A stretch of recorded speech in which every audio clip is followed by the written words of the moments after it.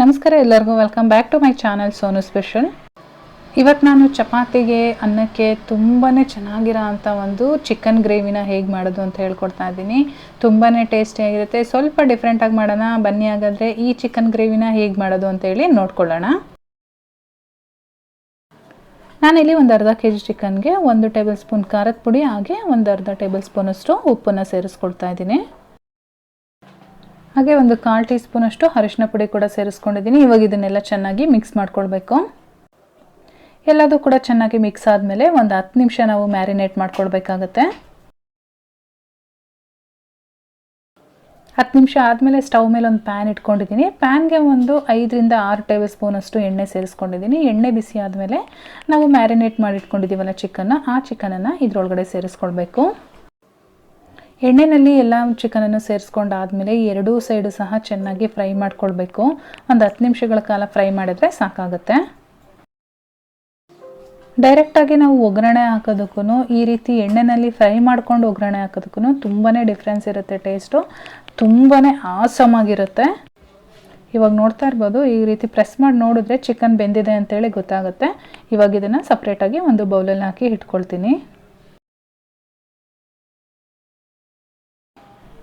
ಇವಾಗ ಇನ್ನೊಂದು frying PAN ಇಟ್ಕೊಂಡಿದ್ದೀನಿ. ನಾನು ಇವಾಗ ಏನು ಫ್ರೈ ಮಾಡ್ಕೊಂಡಿದ್ದೆ ಅದೇ ಎಣ್ಣೆನ ಇದಕ್ಕೆ ಒಂದು 2 ಟೀ ಸ್ಪೂನಷ್ಟು ಸೇರಿಸ್ಕೊಳ್ತಾ ಇದ್ದೀನಿ.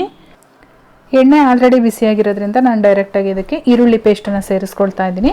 2 ಈರುಳ್ಳಿನ ಪೇಸ್ಟ್ ಮಾಡಿ ಇಟ್ಕೊಂಡಿದ್ದೆ. ಆ ಪೇಸ್ಟನ್ನು ಇದರೊಳಗಡೆ ಸೇರಿಸ್ಕೊಳ್ತಾ ಇದ್ದೀನಿ. ಹಾಕಿದ ತಕ್ಷಣ ಸಿಡಿಯುತ್ತೆ, ಸ್ವಲ್ಪ ದೂರದಲ್ಲಿ ನಿಂತ್ಕೊಂಡು ಹಾಕ್ಕೊಳ್ಳಿ. ಈರುಳ್ಳಿ ಪೇಸ್ಟ್ ಹಾಕಿದ ಮೇಲೆ 1 ರಿಂದ 2 ನಿಮಿಷಗಳ ಕಾಲ ಫ್ರೈ ಮಾಡ್ಕೊಳ್ಬೇಕು. ಈರುಳ್ಳಿ ಪೇಸ್ಟ್ ಫ್ರೈ ಆದಮೇಲೆ 1 ಟೇಬಲ್ ಸ್ಪೂನಷ್ಟು ಶುಂಠಿ ಬೆಳ್ಳುಳ್ಳಿ ಪೇಸ್ಟನ್ನು ಆ್ಯಡ್ ಮಾಡ್ತಾ ಇದ್ದೀನಿ. ಇದು ಮನೆಯಲ್ಲೇ ಮಾಡಿರ್ತಕ್ಕಂಥ ಶುಂಠಿ ಬೆಳ್ಳುಳ್ಳಿ ಪೇಸ್ಟು. ವಿಡಿಯೋ ನೋಡಿಲ್ಲ ಅಂದರೆ ಡಿಸ್ಕ್ರಿಪ್ಷನ್ ಬಾಕ್ಸಲ್ಲಿ ಲಿಂಕನ್ನು ಕೊಟ್ಟಿರ್ತೀನಿ, ಒಂದ್ಸಲ ಚೆಕ್ ಮಾಡ್ಕೊಳ್ಳಿ. ಈ ರೀತಿ ಶುಂಠಿ ಬೆಳ್ಳುಳ್ಳಿ ಪೇಸ್ಟು 6 ತಿಂಗಳಾದರೂ ಕೆಡೋದಿಲ್ಲ. ಹಾಗೆ ನಾನಿಲ್ಲಿ 2 ಟೊಮೊಟೊನ ಪೇಸ್ಟ್ ಮಾಡಿ ಇಟ್ಕೊಂಡಿದ್ದೆ. ಆ ಟೊಮೊಟೊ ಪೇಸ್ಟನ್ನು ಕೂಡ ಇದರೊಳಗಡೆ ಸೇರಿಸ್ಕೊಳ್ತಾ ಇದ್ದೀನಿ. ಟೊಮೊಟೊ ಪ್ಯೂರಿ ಆ್ಯಡ್ ಮಾಡಿದ ಮೇಲೆ ಮತ್ತೆ 2 ನಿಮಿಷಗಳ ಕಾಲ ಫ್ರೈ ಮಾಡ್ಕೊಳ್ಬೇಕು. ಎಲ್ಲ ಚೆನ್ನಾಗಿ ಫ್ರೈ ಆದಮೇಲೆ ನಲ್ಲಿ ಖಾರದ ಪುಡಿ ಸೇರಿಸ್ಕೊಳ್ತಾ ಇದ್ದೀನಿ. ಅರ್ಧ ಟೇಬಲ್ ಸ್ಪೂನ್ ಸೇರಿಸ್ಕೊಂಡಿದ್ದೀನಿ. ಖಾರ ನೋಡಿ ಹಾಕ್ಕೊಳ್ಳಿ. ಹಾಗೆ ಅರ್ಧ ಟೇಬಲ್ ಸ್ಪೂನು ಧನಿಯಾ ಪೌಡರ್ನ ಸೇರಿಸ್ಕೊಂಡಿದ್ದೀನಿ. ಅರ್ಧ ಟೀ ಸ್ಪೂನ್ ಗರಂ ಮಸಾಲ ಪೌಡರ್ನ ಸೇರಿಸ್ಕೊಳ್ತೀನಿ. ಹಾಗೆ 1.5 ಟೀ ಸ್ಪೂನಷ್ಟು ಚಿಕನ್ ಮಸಾಲ ಪೌಡರ್ನ ಸೇರಿಸ್ಕೊಳ್ತಾ ಇದ್ದೀನಿ. ಹಾಗೆ ಒಂದು ಅರ್ಧ ಟೀ ಸ್ಪೂನಷ್ಟು ಉಪ್ಪನ್ನು ಕೂಡ ಸೇರಿಸ್ಕೊಳ್ತಾ ಇದ್ದೀನಿ. ಆಲ್ರೆಡಿ ನಾವು ಉಪ್ಪು ಹಾಕಿ ಮ್ಯಾರಿನೇಟ್ ಮಾಡಿದ್ದೀವಿ, ಹಾಗಾಗಿ ಉಪ್ಪು ಹಾಕಬೇಕಾದ್ರೆ ನೋಡಿ ಹಾಕ್ಕೊಳ್ಳಿ. ಜೊತೆಗೆ ಒಂದು 1/4 ಟೀ ಸ್ಪೂನಷ್ಟು ಅರಿಶಿನ ಪೌಡರ್ನ ಸೇರಿಸ್ಕೊಳ್ತಾ ಇದ್ದೀನಿ. ಎಲ್ಲ ಸ್ಪೈಸಸ್ಸು ಹಾಕಿದ ಮೇಲೆ ಸ್ವಲ್ಪ ನೀರನ್ನು ಹಾಕ್ಕೊಂಡು ಮಿಕ್ಸ್ ಮಾಡ್ಕೊಳ್ತೀನಿ. ಸ್ಪೈಸಸ್ದು ಹಸಿ ವಾಸನೆ ಹೋಗೋವರೆಗೂ 1 ನಿಮಿಷಗಳ ಕಾಲ ಈ ರೀತಿ ಫ್ರೈ ಮಾಡ್ಕೊಳ್ಬೇಕು. ನಿಮ್ಗೆ ಏನಾದರೂ ನೀರು ಅವಶ್ಯಕತೆ ಇತ್ತೆ ಅಂದರೆ ನೀರನ್ನು ಸೇರಿಸ್ಕೊಳ್ಳಿ. ನಾನು ಕೂಡ ಒಂದು ಅರ್ಧ ಕಪ್ಪಷ್ಟು ನೀರನ್ನು ಸೇರಿಸ್ಕೊಂಡು ಫ್ರೈ ಮಾಡ್ಕೊಳ್ತಾ ಇದ್ದೀನಿ. ಮಸಾಲ ಎಲ್ಲ ಚೆನ್ನಾಗಿ ಫ್ರೈ ಆದಮೇಲೆ ನಾವು ಈಗಾಗಲೇ ಫ್ರೈ ಮಾಡಿಟ್ಟಿರ್ತಕ್ಕಂಥ ಚಿಕನನ್ನು ಇದರೊಳಗಡೆ ಸೇರಿಸ್ಕೊಳ್ಬೇಕು. ಈಗಾಗಲೇ ಚಿಕನ್ ಬೆಂದಿರೋದ್ರಿಂದ ತುಂಬ ಹೊತ್ತು ಬೇಯಿಸೋ ಅಂಥ ಅವಶ್ಯಕತೆ ಇಲ್ಲ. ಮಸಾಲೆ ಕೂಡ ಚೆನ್ನಾಗಿ ಫ್ರೈ ಆಗಿದೆ. ಈ ಮಸಾಲೆಯಲ್ಲಿ ಹೊಂದ್ಕೊಳ್ಳೋ ರೀತಿ ಚೆನ್ನಾಗಿ ಮಿಕ್ಸ್ ಮಾಡ್ಕೊಳ್ಬೇಕು.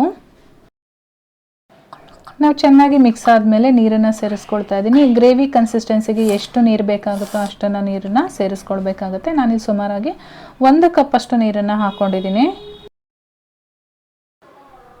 ಎಲ್ಲ ಚೆನ್ನಾಗಿ ಮಿಕ್ಸ್ ಆದಮೇಲೆ ಪ್ಯಾನಲ್ಲಿ ಇನ್ನೊಂದು ಸ್ವಲ್ಪ ಎಣ್ಣೆ ಮಿಕ್ಕಿತ್ತಲ್ಲ, ಆ ಎಣ್ಣೆನ ಕೂಡ ನಾನು ಮೇಲ್ಗಡೆಯಿಂದ ಹಾಕ್ತಾ ಇದ್ದೀನಿ. ಇವಾಗ ಒಂದು ಲಿಡ್ ಕ್ಲೋಸ್ ಮಾಡಿ ಒಂದು 7 ರಿಂದ 8 ನಿಮಿಷಗಳ ಕಾಲ ಚೆನ್ನಾಗಿ ಬೇಯಿಸ್ಕೊಡ್ತೀನಿ.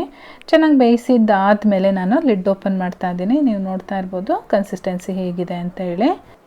ಲಾಸ್ಟಲ್ಲಿ ಸ್ವಲ್ಪ ಕೊತ್ತಂಬರಿ ಸೊಪ್ಪನ್ನು ಕಟ್ ಮಾಡಿ ಸೇರಿಸ್ಕೊಳ್ತಾ ಇದ್ದೀನಿ. ಕೊತ್ತಂಬರಿ ಸೊಪ್ಪು ಹಾಕಿದ್ಮೇಲೆ ಚೆನ್ನಾಗಿ ಒಂದು ಸಲ ಮಿಕ್ಸ್ ಮಾಡಿಕೊಂಡು ಒಂದು 2 ನಿಮಿಷ ಫ್ರೈ ಮಾಡಿಕೊಂಡ್ರೆ ನಮ್ಮ ಡಿಫ್ರೆಂಟ್ ಆಗಿರ್ತಕ್ಕಂಥ ಚಿಕನ್ ಗ್ರೇವಿ ರೆಡಿಯಾಗಿರುತ್ತೆ.